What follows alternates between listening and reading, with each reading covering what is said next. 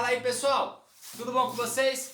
Estamos nós aqui de novo para a nossa aula de Cultura Corporal Esportiva, onde nós estávamos falando sobre o voleibol, tá certo? Então, como sempre, é importante a gente iniciar com os nossos recados, né? Lembrando da participação de vocês no Conexão Digital, nas aulas ao vivo, tá? No Conexão Digital, nós temos a tarefa da semana que vem, da semana passada, né, sobre o vôlei, então é importante vocês acessarem lá, fazerem a atividade, tá bom? Aproveita que está começando um tema novo para ir acompanhando as atividades semana a semana para não deixar nada para depois, tá certo? Ou então nada para o final dessa nossa etapa, tá bom?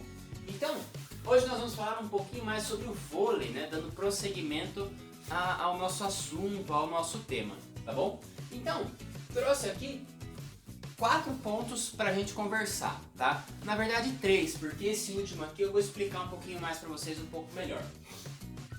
O primeiro ponto é, talvez que muita gente não saiba, né? Algo que talvez muitas pessoas não saibam, que o voleibol, ele é o segundo esporte mais praticado aqui no Brasil. Vocês sabiam disso? Com cerca de 15 milhões de praticantes. Ou seja, é um esporte muito relevante aqui no Brasil, né? Sabe para qual esporte perde o voleibol? Somente para o futebol de campo, tá? E aí o futebol de campo tem o dobro, né, aproximadamente, do número de participantes, aí contando com 30 milhões de participantes, de pessoas que praticam futebol de campo, né? Mas o voleibol já vem logo depois. Isso é muito interessante pra gente saber, né? Porque normalmente a gente está mais acostumado a de repente ver o futebol, algum outro esporte.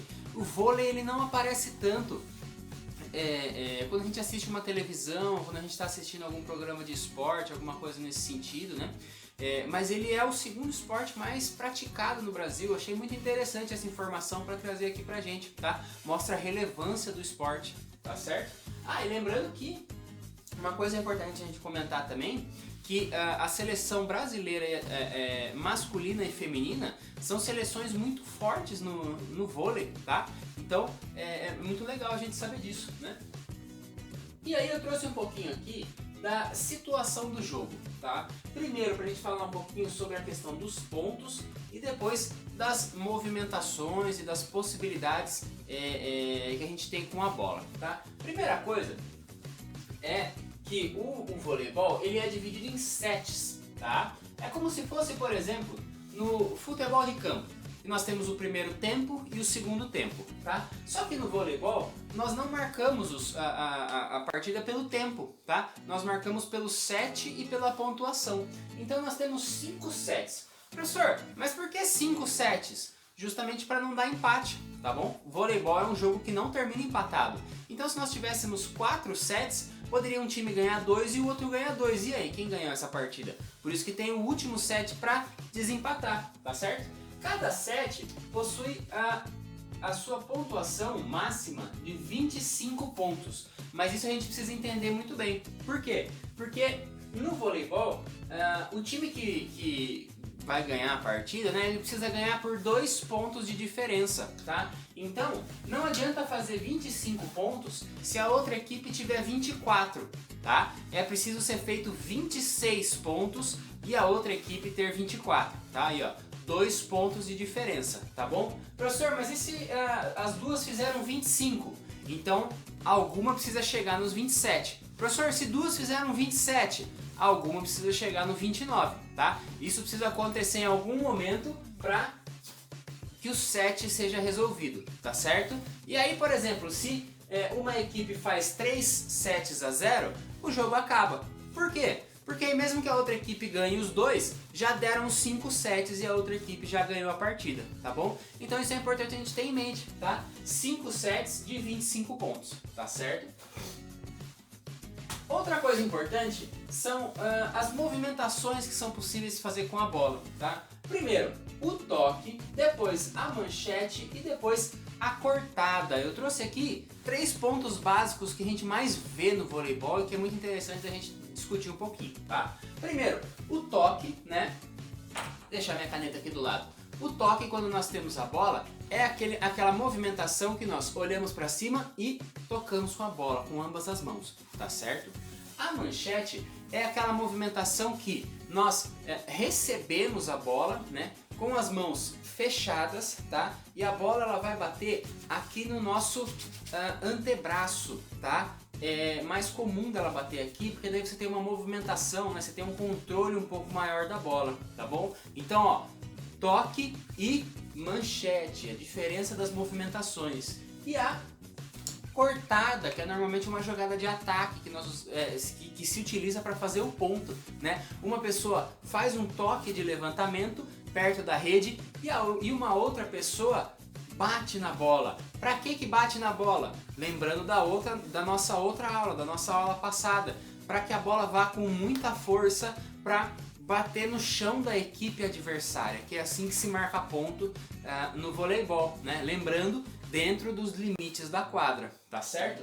E é interessante a gente mostrar aqui no voleibol, pegando minha caneta de novo, que o toque ele é utilizado muitas vezes em situação de passe para o seu próprio time ou de levantamento para a cortada. E a manchete é muito usada em situações de defesa, tá? Por exemplo, quando você recebeu uma cortada do time adversário, quando teve o saque do outro time adversário e você precisa receber a bola, tá? Então isso é muito legal da gente saber, por quê? Porque cada movimentação, como o toque de passar para o seu time ou de fazer um levantamento, a manchete de receber essa bola num espaço de defesa, por exemplo, e a cortada para tentar fazer o ponto num sistema de ataque, né? Cada movimentação é utilizada de uma maneira diferente no voleibol e são utilizadas em cada espaço, tá? Por isso que é muito importante a gente entender e fazer essa leitura do voleibol, dos espaços, do que cada um faz e dos posicionamentos, tá? Só que aí o que acontece com o posicionamento? Eu não vou falar muito sobre o posicionamento hoje, tá bom? Apesar de serem... apesar não, né? Porque eles são variados, tá? Os posicionamentos diferem a partir da intenção do time, tá? E aí por isso que eu quero de repente, se possível, né? E se esse for um tema que nós encaminharmos a nossa conversa, falar uma aula só sobre os posicionamentos, porque eles podem mudar bastante, tá? E aí cada pessoa posicionada em alguma coisa, ela tem uma determinada função, tá? É diferente do futebol, por exemplo, que se nós temos um atacante, ele pode ajudar na defesa. No voleibol, existem pessoas para defesa, existem pessoas para o ataque, pessoas que fazem o levantamento, tá? E isso é importante a gente entender, tá certo? Então, ó, esses foram os pontos aqui para nós irmos caminhando, continuar nossa caminhada, né, na apresentação do voleibol, no entendimento do voleibol. E aí então nós vamos trazendo tudo isso para as nossas aulas de chat e para as nossas aulas de desafio, tá certo? Então não deixa de acompanhar lá no Conexão Digital, assiste a videoaula até o final e nós nos vemos na próxima aula. Valeu, galera! Até mais! Aquele abraço!